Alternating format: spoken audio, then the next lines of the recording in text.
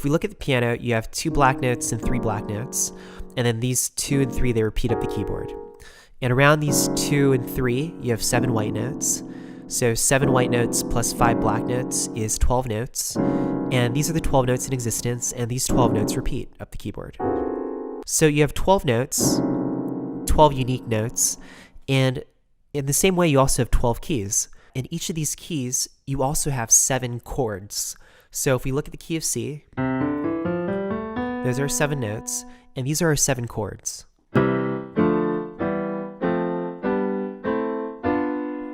1, 2, 3, 4, 5, 6, 7. The way we write it out in music is we write it in terms of Roman numerals. So uppercase Roman numerals mean major, and lowercase Roman numerals mean minor. And then if you have the lowercase Roman numerals with a circle, that means diminished. First things first, we want to pick a key to write in, and we want to be very aware of the key that we're playing in so that we have a good sense of the chords that we can use and also the type of shapes that we can use. In this case, we're going to play in C major. So let's just start off with a basic 1-6-4-5 progression in C major.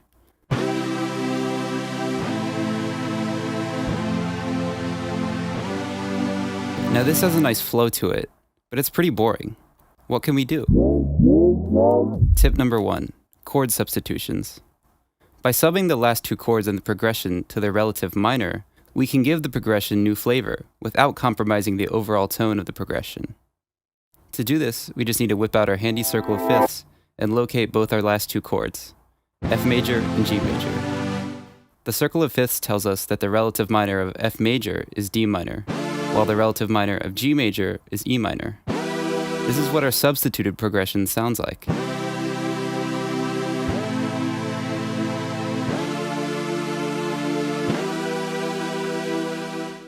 A passing chord is just like a shorter chord in between the main chords. And you can do this and still retain a lot of the original vibe of the chord progression you're working with. Like say you've already written a melody to it, but you just feel like the chords aren't great. The easiest passing chord to use is probably the one that's right next to the one that you're going to. And since we're already going from A to B, which are right next to each other in the key that we're in, we can go to one above the B and then come back down to it. So I'll be playing a C sharp minor and just play it for like 1 beat before changing over to the next chord.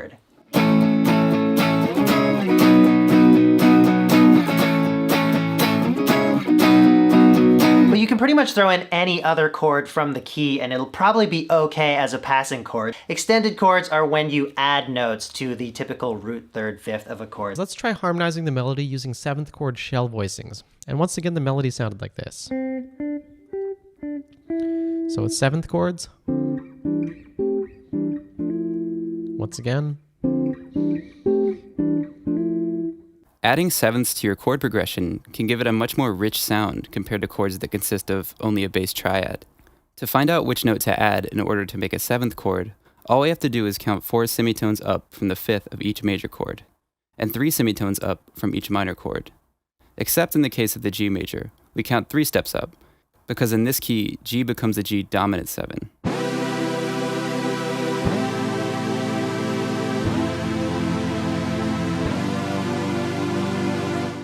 Now that we have these rich 7th chords, we can take things a step further by spreading our voicing across the keyboard. This just means that we're going to pitch some notes an octave up and some notes an octave down, so we cover more real estate across the frequency spectrum. So now let's go ahead and take these notes, these middle notes, now that they're in place, and start opening up the chord a little bit by grabbing these and putting them an octave up. This method requires some experimenting to find out which voicing sounds the best for your ears. Let's hear our spread out progression.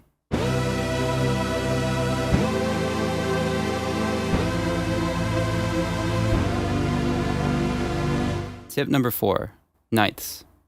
The ninth is just the second note in a given chord scale, but pushed an octave up. For our C chord, we will write in a D on top.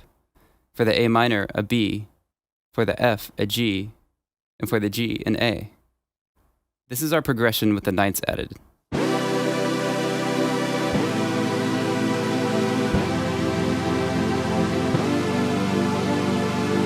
And just like before, we can spread the voicing out as well.